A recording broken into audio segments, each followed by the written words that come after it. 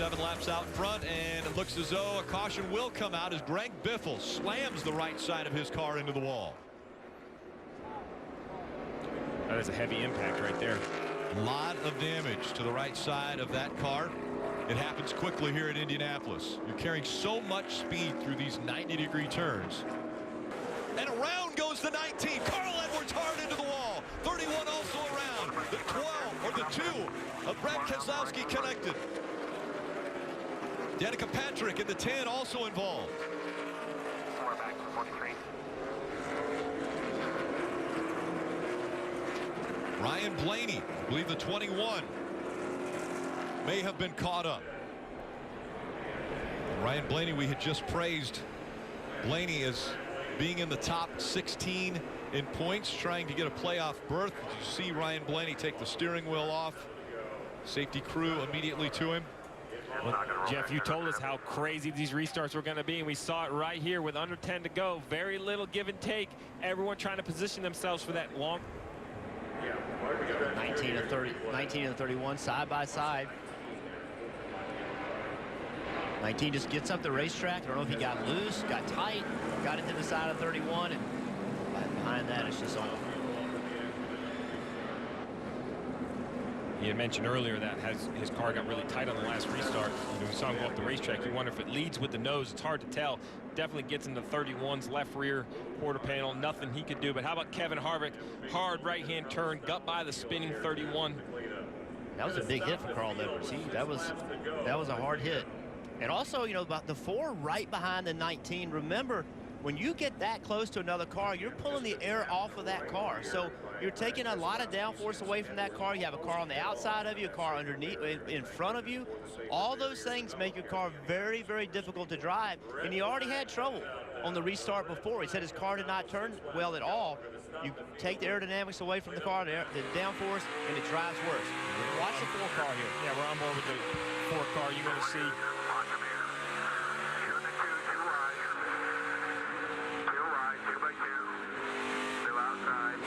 The 19 just comes up the racetrack. You hear the throttle control. Kevin Harvick does a nice job not running into him. You see up in the right-hand corner of your screen, the red flag has been displayed. The field's been stopped. This is another onboard right here with Ryan Blaney. Just nowhere to go. A heavy impact.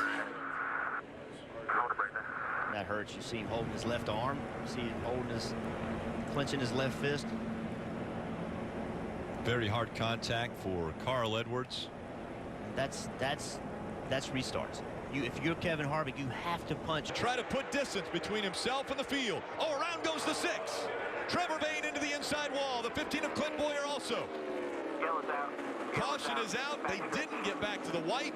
We will now have overtime. Back around here. Another driver that was right on the cut line to get into the playoffs. Trevor Bayne in the 6.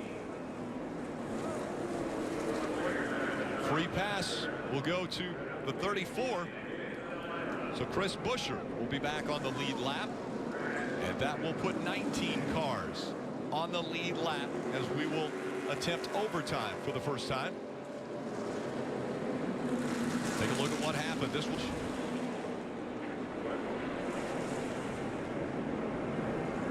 Trevor Bayne trying to block Clint Boyer. Clint Boyer had a run on him. Trevor Bayne trying to block him. Not going well for either one of them. Yeah, I mean, I think at that point, I know they're racing hard, but with only 6 cars 1 lap down, both of these cars are 1 lap down. These are the decisions that Trevor Bayne has to make better decisions on. While I know he needs to block, but he runs the 15. You see all the way to the grass. Clint Boyer could get out of the gas, but why should he? He feels he's inside the 6. It's unfortunate for both of them, but to be real about this. Sponsored by Credit One. And around goes the 1 of Jamie McMurray. He'll slide back up the racetrack. Caution is out again. 44 of Brian Scott, the 3 of Austin Dillon involved.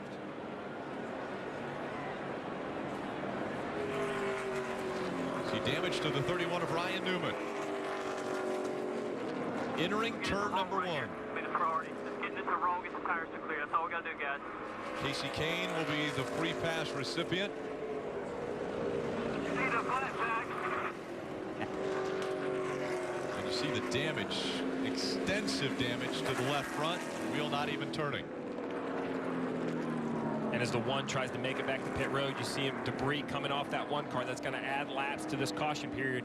Well, here's the replay right here. Jamie McMurray in the high line trying to accelerate. They're past the start finish line, looking to enter turn one, and it just takes a hard left. I don't know if he thinks he was going to be clear in front of the 14, Jeff, but the one takes a hard left across the right front fender of Tony Stewart, sending the one down to the access road, really. Yeah, and I thought he was going to hit really hard right here. I thought he kind of got lucky, but as he comes across the racetrack, he gets in the side of the 31. Had the 31 not been there, he would have hit the wall much harder, in my opinion. So I thought he kind of went through there unscathed, but look at the left rear on the one car. I mean, I'm sure it's flat because he got into the 14, but as abruptly as he went, I agree with you. I think he was trying to get in front of the 14. He saw that hole, just misjudged it a little bit. Contact. You know, but you do have a point. Was it flat? Is that what made the one turn left? Or was the contact with the 14? Without a doubt, the left rear's flat. But was it the contact or the result? On board with the 14, this would be a great shot right here. He just saw the hole. He saw the hole and went for it. You know, we've been talking about it.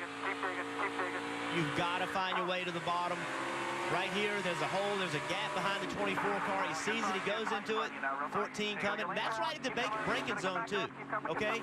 So that's what makes that very difficult to judge. It's right on the braking zone, and you don't know if the 14 is going to brake or not, you know, as far as where he lives. So the one of Jamie, he saw that hole.